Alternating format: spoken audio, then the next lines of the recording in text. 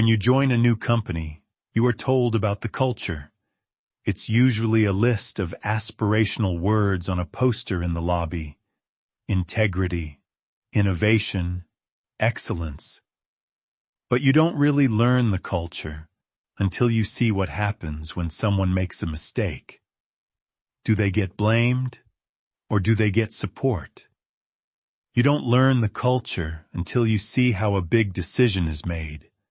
Is it made behind closed doors, or is it communicated transparently? You don't learn the culture until you see who gets promoted. Is it the person who delivers results, or the person who manages politics?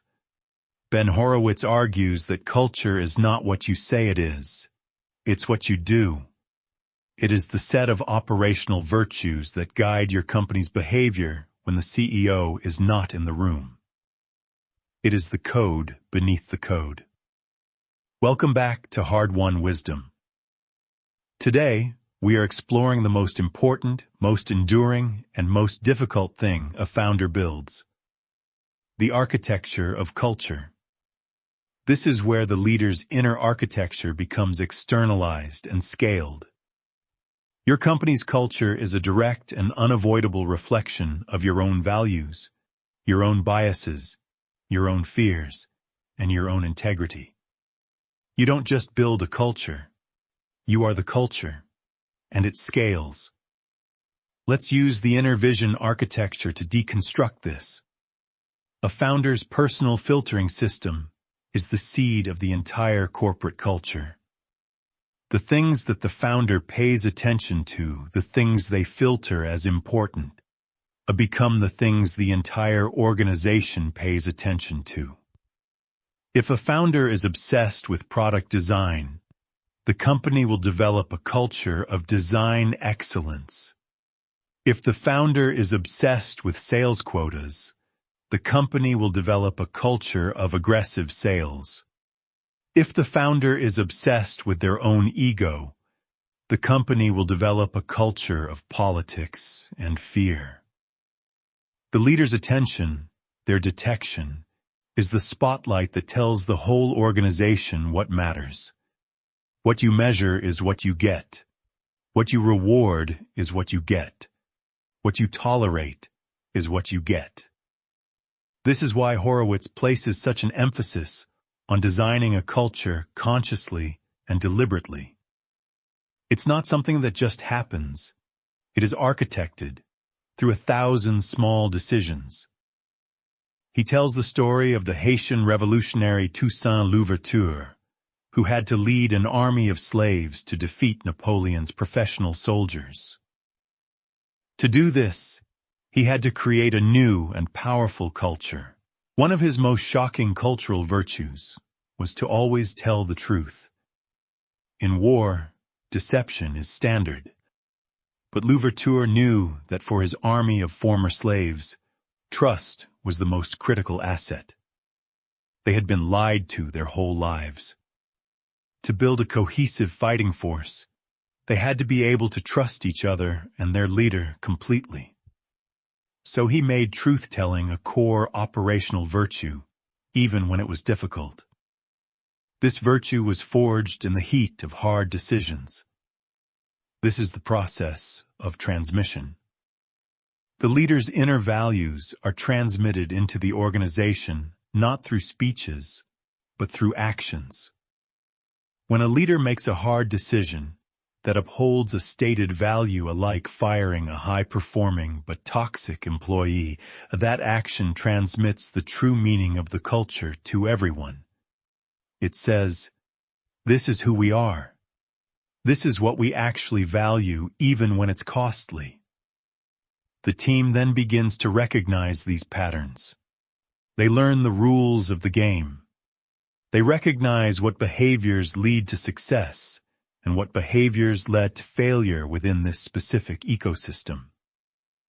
This becomes the company's internal software, its operating system. It governs how people interact, how they solve problems, and how they make trade-offs. This leads to a shared understanding of how things are done around here. This shared understanding is incredibly powerful. It allows the company to scale. The founder no longer has to be in every meeting because the culture they have built guides the decisions. The architecture allows for distributed intelligence. But this can also be a danger. If the culture was not designed consciously, if it is just a reflection of the founder's unconscious biases and fears, then you have successfully scaled dysfunction. You have built a beautiful, efficient machine for producing the wrong outcomes.